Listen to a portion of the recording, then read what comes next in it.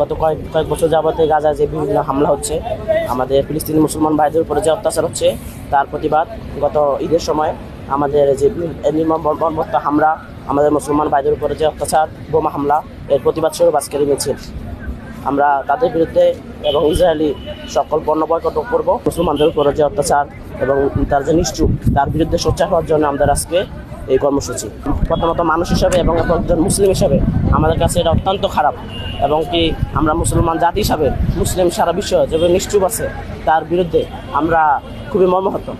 তারা যে সবাই এখন নিশ্চুপ, তার কথা বলতেছে না। আমরা চাই সবাই এগিয়ে আসুন, সকল মুসলিম সারা বিশ্বে যারা যত মুসলিম আছে সবাই এগিয়ে আসুন, এই ইহুদিদের বিরুদ্ধে সবাই সোচ্চার হন। এখনই সময়, আর সময় নেই ঘরে বসে থাকার। আমরা সকল মুসলিম মিলে ইনশাআল্লাহ এর বিরুদ্ধে সবাই প্রতিবাদ করবো ইনশাআল্লাহ, এবং প্রয়োজনে আমরা বাংলাদেশিরা এর বিরুদ্ধে যুদ্ধ করতে প্রস্তুত আছি ইনশাআল্লাহ। প্রয়োজনে আবার জিহাদ হবে ইনশাআল্লাহ। অবশ্যই আমরা প্রথমত একজন মানুষ হিসেবে আমাদের কাছে খারাপ লাগে, কারণ আমরা সবাই মানুষ।